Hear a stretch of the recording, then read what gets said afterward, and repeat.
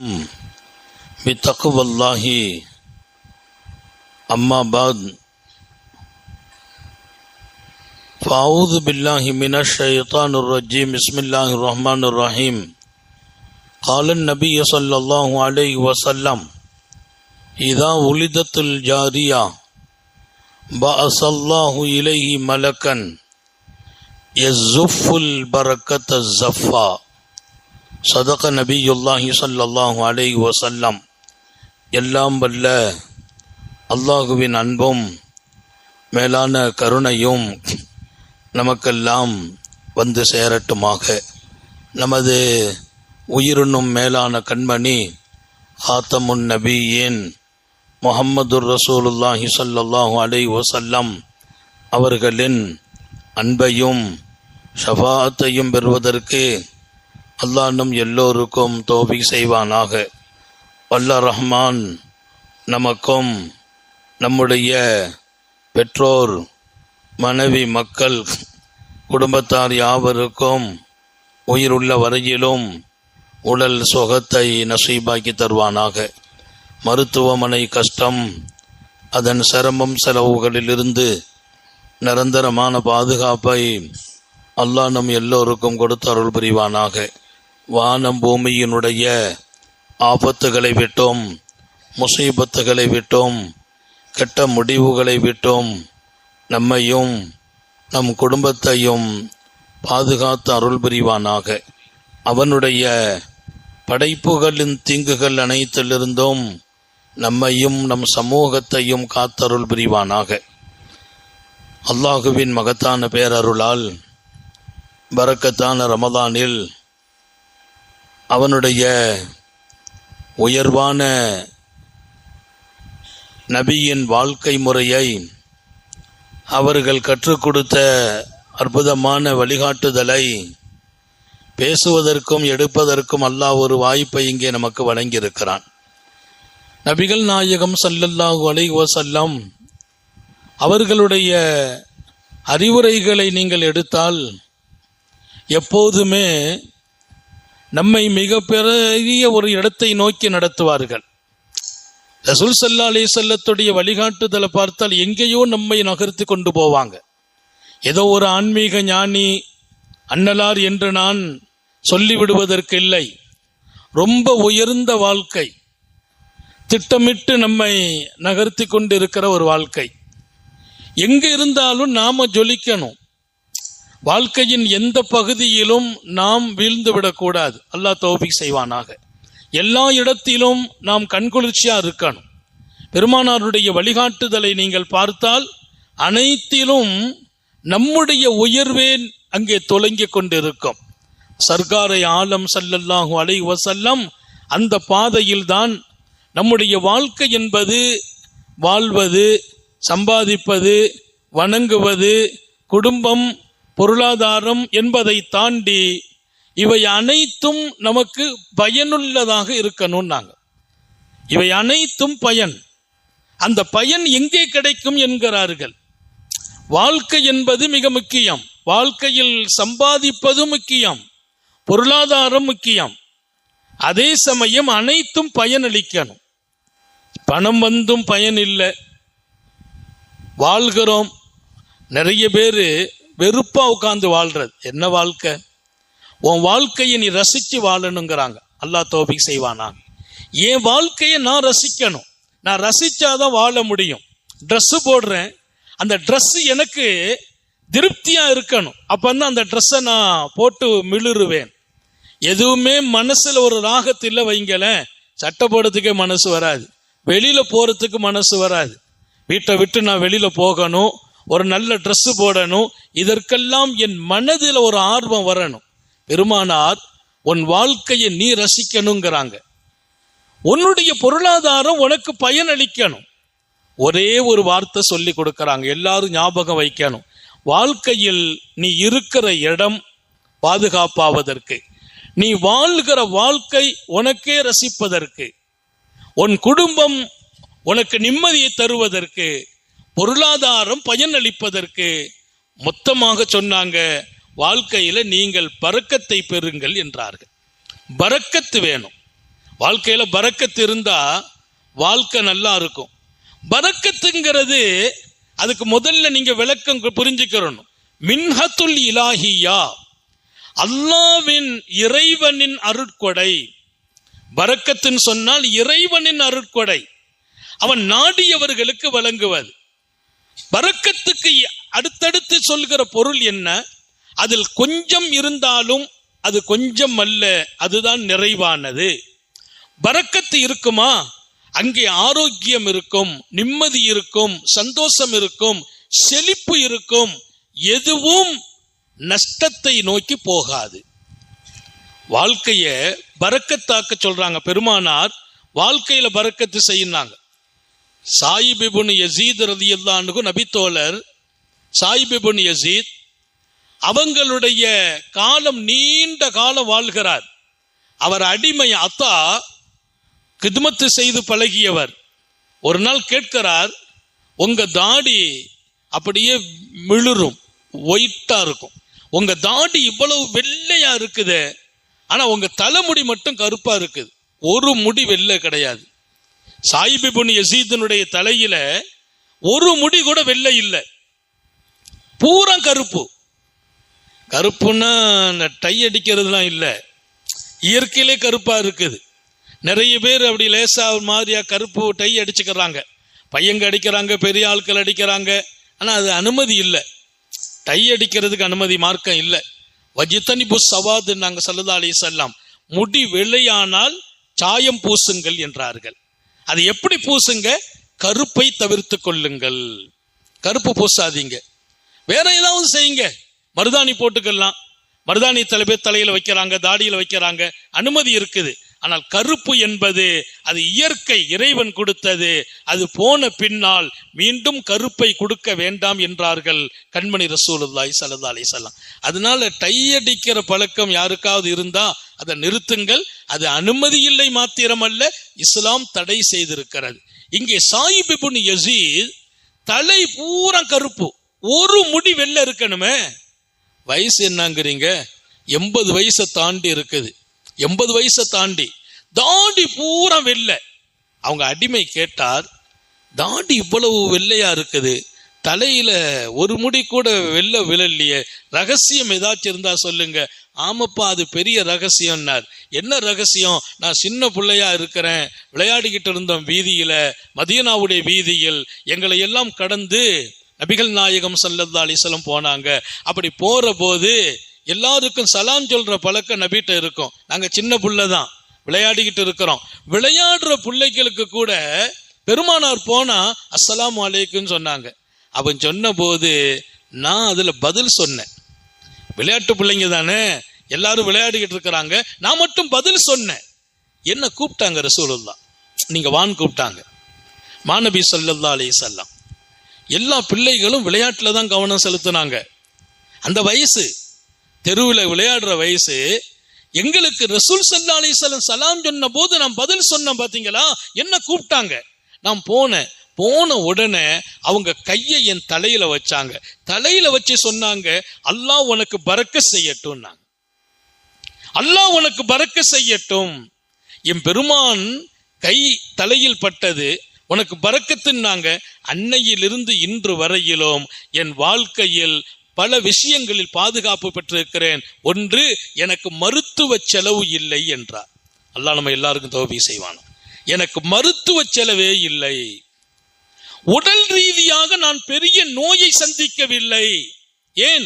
உன் வாழ்க்கையில் பரக்கத்து வேணும்னு பெருமானார் கேட்டுட்டாங்க. பரக்கத்து கிடைச்சா என்ன நடக்கும்? நோய் குறைஞ்சிரும், மருத்துவ செலவு இல்லை. இரண்டாவது, என்னுடைய வாழ்க்கை இவ்வளவு வயசாகி போச்சு, ஆனா எனக்கு இன்னும் இளமையின் துடிப்பு இருக்குதுன்னாங்க. அல்லாஹ் நமக்கெல்லாம் நசீபாக்குவானாங்க. இன்னும் இளமை, 80 வயசுலயும் இளமை இருக்குது. நான் எதை நினைச்சாலும் செய்ய முடியுது, எதை நினைச்சாலும் செய்ய முடியுது. மூணாவது, மனசுல தளர்ச்சியே வரல.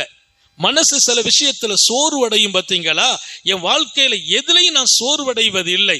ஏன்னா என் பெருமான் எனக்கு கேட்ட துஆ, உன் வாழ்க்கையில் அல்லாஹ் பரக்கத் செய்யட்டும்னாங்க.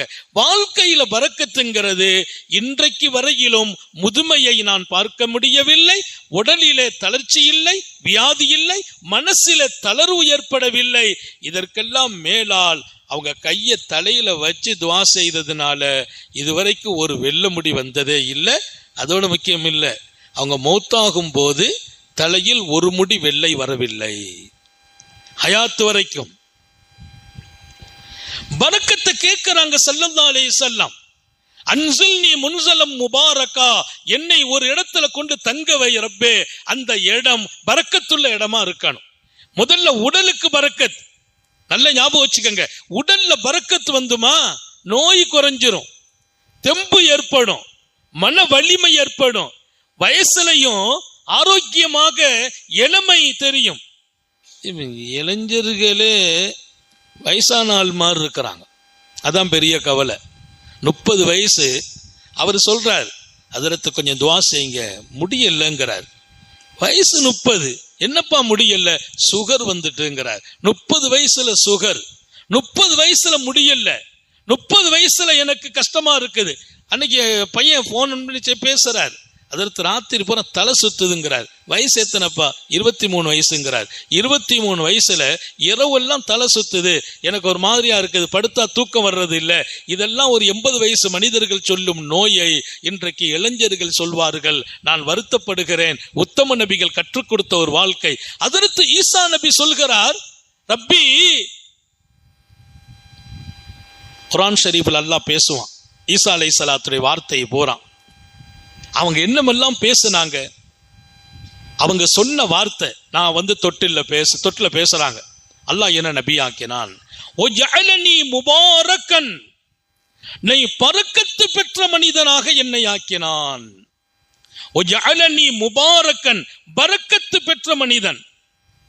ஏன்னா இங்கே பயான் வெறும்னு கேட்டுட்டு போறது இல்லை, என் டோட்டலா என் வாழ்க்கை நிம்மதியாக்கணும், என் உடல் பாதுகாப்பா இருக்கணும், என் உள்ள ஆரோக்கியமா இருக்கணும், பொருளாதாரம் பரக்கத்தா இருக்கணும். அவங்க கேட்டாங்களா, அல்லாஹ் என்ன பரக்கத்தாக வாழ வைத்தான் என்று சொல்லும் அந்த வார்த்தை, ஓ ஜஅலனி முபாரக்கா, என்னை பரக்கத்து பெற்ற மனிதனாக ஆக்கினான். எனக்கு எந்த வகையிலும் உடல் ரீதியாக மன ரீதியாக இடையூறுகள் வருந்ததில்லை. அதை தாண்டி பரக்கத்து பெற்ற மனிதன் என்று சொன்னால் நம்ம காரியம் பூரா சிரமம் இல்லாமல் நிறைவேறும். அல்லாஹ் நம்ம எல்லாருக்கும் தௌபீக் செய்வானாக. இது மின்ஹத்தே இலாஹின்னாங்க இல்லையா, இறைவனின் அருட்கொடை. நம்ம ஒரு காரியத்தை சக்சஸ் ஆக்க வேண்டியதில்லை, நம்ம ஒரு காரியத்தை போய் செய்தோ அந்த காரியம் சக்சஸ் ஆயிடும்.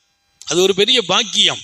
அப்போ உடல் ரீதியாக நாம் பரக்கத்தை அல்லாஹ்ட்ட கேட்கணும், அல்லாஹ் என்னுடைய உடலுக்கு பரக்கத்து செய்.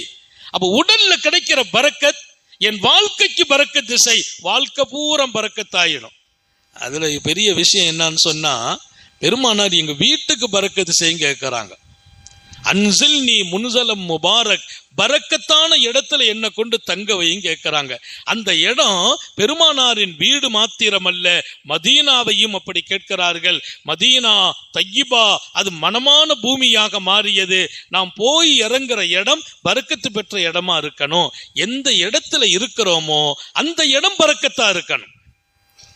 வீட்டுல பரக்கத்து இல்லை வைங்களேன், வீடு நிம்மதியை காணாக்கிடும். வீட்டுல பரக்கத்து இல்லை, வீட்டுல நிம்மதி போயிடும். இன்னைக்கு எல்லாம் நிறைய பேருக்கு வீட்டுல நிம்மதி இல்லை, வீடு நிம்மதியை இழக்க செய்கிறது. யார்கிட்டையும் பேச மனசு வர்றது இல்லை, வீட்டுல கொஞ்சம் கலகலப்பா இருக்க முடியல. நீங்க வீட்டுக்கு போன உடனே துஆ செய்யணும், யா அல்லாஹ் இந்த வீட்டை எனக்கு பரக்கத்தாக்கி வை. நபி பெருமானார் கேட்கிறாங்க, என்னை பரக்கத்தான இடத்தில் கொண்டு தங்க வைப்பாயாக. அப்போ பரக்கத்தான இடத்தில் நாம் தங்குவதால் நம் பரக்கத்துன்னா அதிகம் அப்படின்னு அர்த்தம் விளங்கிடக்கூடாதுங்கிற, அது இறைவனின் பேரருள்.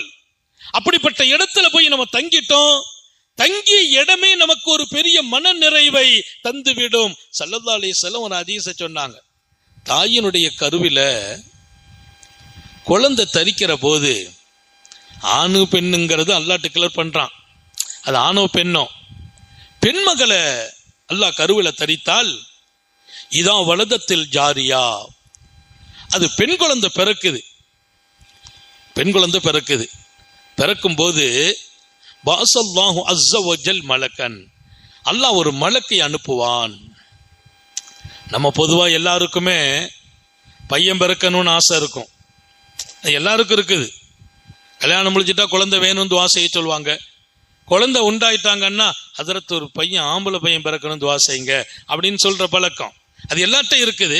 ஆனா பெருமானார் ஸல்லல்லாஹு அலைஹி வஸல்லம் சொன்னாங்க, அல்லாஹ்வுடைய கருணையில் வயிற்றில் தரிக்கிறது அல்லாஹ்வுடைய ஏற்பாடு. அது ஒரு பெண் மகள் பிறக்கிற போது அல்லாஹ் ஒரு மலக்கை அனுப்பி யஸுஃபுல் பரக்கத்த ஸஃபா, அங்கே ஒரு மலக்கு இறங்குவார், பரக்கத்தை கொட்டு என்று சொல்வான் அல்லாஹ். அந்த பெண் மகள் மீது அல்லாஹ் பரக்கத்தை கொட்ட வைப்பான் மலக்கை கொண்டு. நல்ல ஞாபகம் வச்சுக்கங்க. பெண்மகள் பிறந்துட்டாங்கன்னா கஷ்டமோ சிரமமோ அப்படிலாம் யோசிக்க வேண்டாம். பெண் பிறக்கும் போதே பரக்கத்தோடு பிறக்கிறாள்.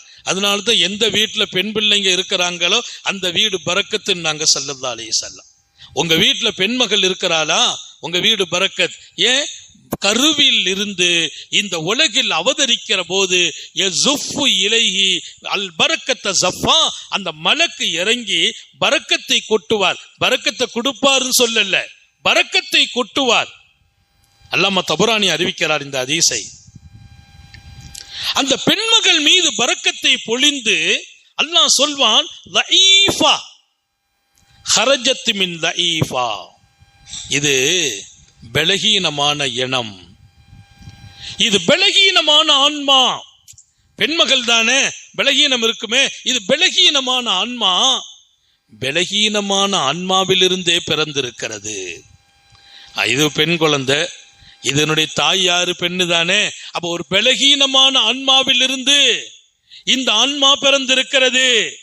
எனவே பரக்கத்தை கொட்டுங்கள் என்கிறான் அல்லாஹ். பரக்கத்தை கொட்டி அந்த பெண் இந்த உலகத்திற்கு வருகிறாள்.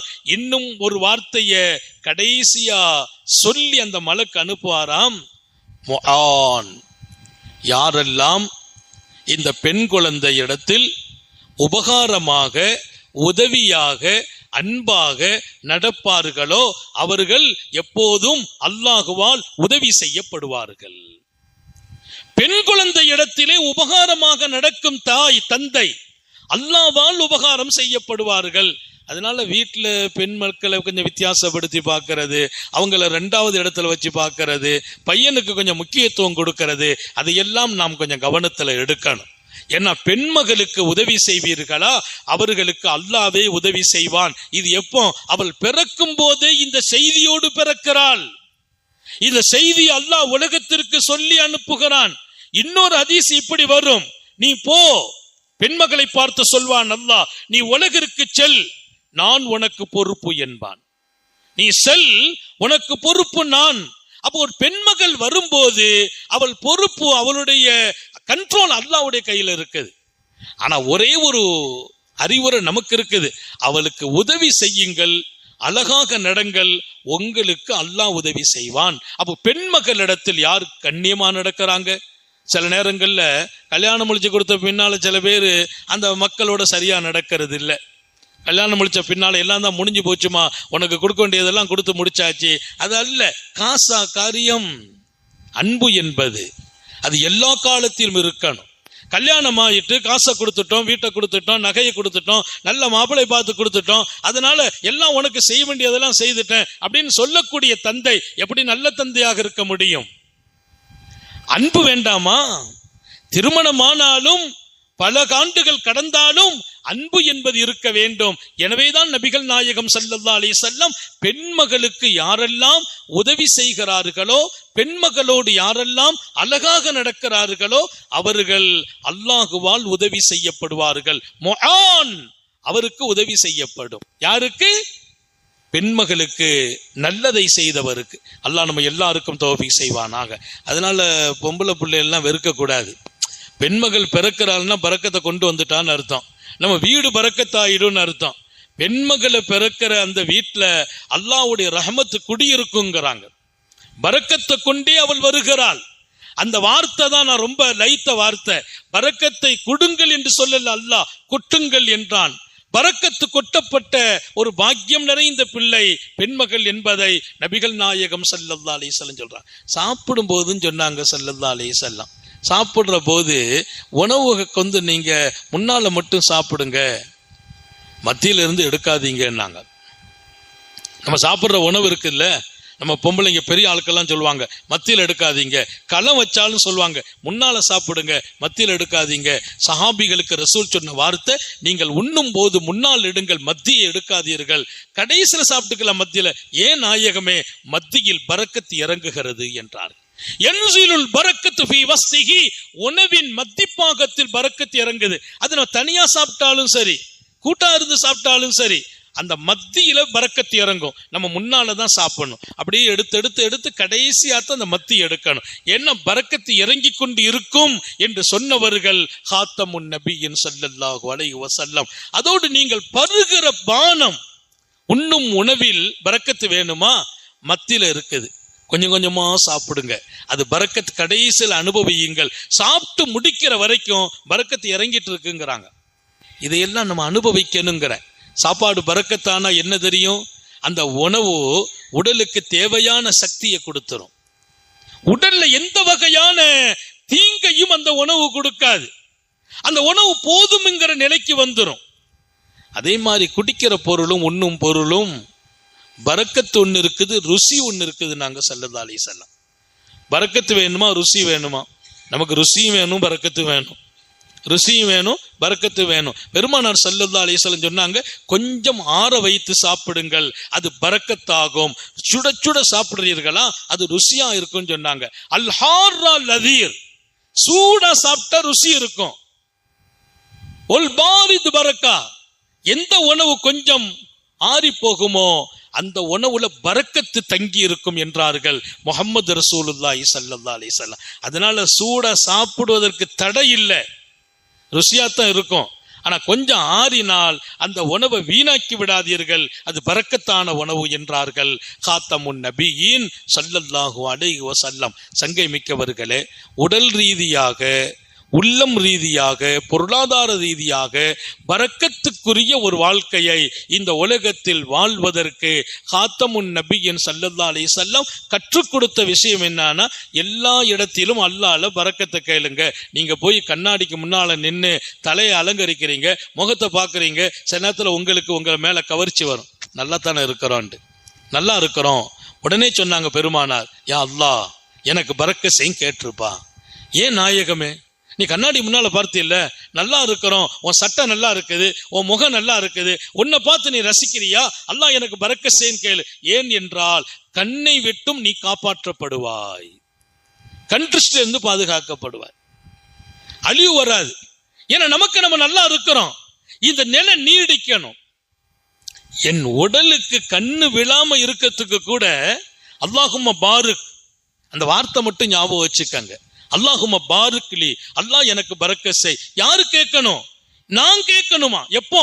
என் சட்டை நல்லா இருக்குது, என் தொப்பி அழகா இருக்குது, என் முகம் நல்லா இருக்குது, தாடி வச்சா நல்லா இருக்குது, கொஞ்சம் செலவு பண்ணிட்டு வந்தோம், முகம் பிரகாசமா இருக்குது, அல்லாஹ் நீ பரக்க செய்து விடு. ஏனென்றால் அந்த கண்ணால் நீங்கள் பாதிக்கப்பட மாட்டீர்கள். உங்க குழந்தைய தூக்குனீங்க, உங்க குழந்தை நல்லா இருக்குது, பேரனை எடுத்து பார்த்தீங்க, அவன் குடுகுடுன்னு வர்றான், பேர்த்திய பார்க்கிறோம், கவர்ச்சியா இருக்கிறாங்க, நல்ல சந்தோஷமா இருக்குது, நம்ம கண்ணா பிடிக்க போகுது? தாய் கண்ணு பிடிக்குமா தந்தை கண்ணு பிடிக்குமான்னு கேட்டாங்க. எல்லாரு கண்ணும் பாதிக்குமா?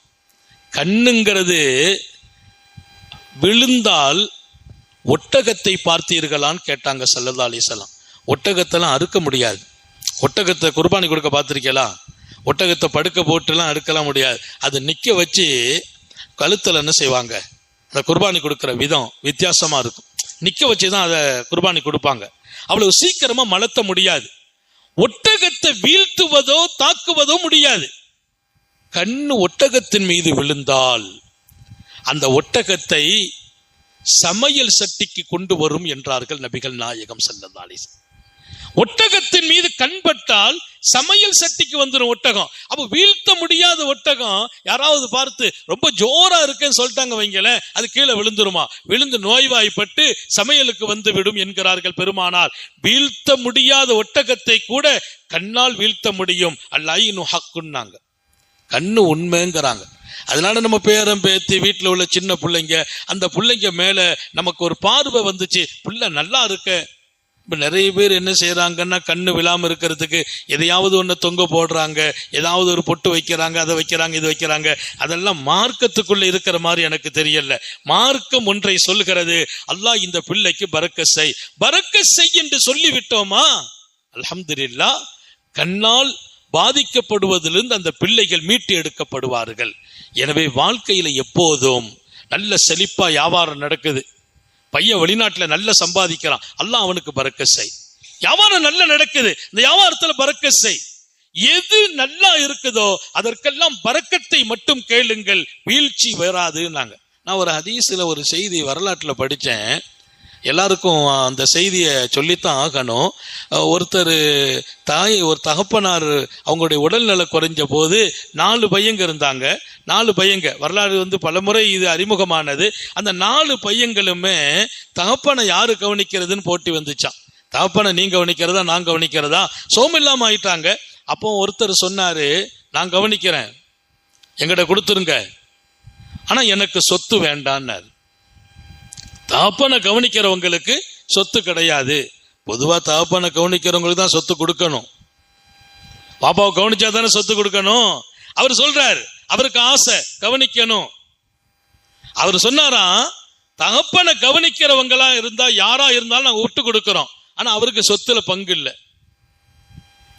அப்போ எல்லாரும் 3 பேரும் பார்த்தாங்க, இது கஷ்டமானது, எனக்கு வேண்டாம் பாண்டா, எனக்கு தகப்பனெல்லாம் கவனிக்க முடியாது, சொத்து வேண்டாம் அப்படின்னா தகப்பனை கவனிச்சு என்ன செய்ய போறோம். 3 பேரும் விலகிட்டாங்க. அவர் சொன்னார், எனக்கு சொத்து வேண்டாம், நான் தகப்பனை கவனிக்கிறேன். சரின்னு கூட்டாங்க. தகப்பனை கவனிச்சாரு, மௌத்து வரைக்கும் கவனிக்கிறார். இது லேசான விஷயம் இல்ல, பரக்கத்தான ஒரு வரலாறு. மௌத்து வரைக்கும் கவனிச்சு முடிச்சு தகப்பனை சிறப்பா அடக்கம் எல்லாம் முடிஞ்சிச்சு. சொத்தை அந்த 3 பேரும் எடுத்துக்கிட்டாங்க. இவருக்கு ஒண்ணும் இல்லை. அன்னைக்கு ராத்திரி, தகப்பனார் வஃபாத்தான ராத்திரி, கனவு ஒன்று பார்க்கிறார். அந்த கனவில, இன்னிடத்துல 100 தங்க காசு இருக்குது, அதை போய் எடுத்துக்கப்பா, உங்க வாப்பாவுக்கு ஹிதுமத் செய்ததுனால சொத்தும் வேண்டான்னு சொல்லிட்ட, 100 தங்க காசு இருக்கு, போய் எடுத்துக்கா. அவர் கேட்டாராம், அல்வி பரக்கா, 100 தங்க காசு முக்கியம் இல்லை, அதுல பரக்கத்து இருக்கான்னு கேட்டாராம். அதுல பரக்கத்துண்டா? கனவுல சொன்னவங்க சொன்னாங்க, லாபி பரக்கா, அதுல பரக்கத்து இல்லப்பா, அப்ப எனக்கு வேண்டான்ட்டார். 100 தங்க காசு, சாதாரண ஒரு தங்க நாணயம் என்பது 4.25 கிராம். 4.25 கிராம் ஒரு தீனாருங்கிறது 4.25 கிராம். 100 தங்க காசு வேண்டாம், அதுல பரக்கத்து இல்லைன்னா வேண்டாம். காலையில மனைவி அவங்கள்ட்ட சொன்னார், ஸ்ரீதேவி, ராத்திரி ஒரு கனவு பார்த்தேன், பாப்பாவை கவனிச்சதற்கு 100 தங்க காசு இருக்குதுன்னு சொல்லிட்டாங்க, வாங்க போயிடுவோன்னு அந்த அம்மா கூப்பிடுது.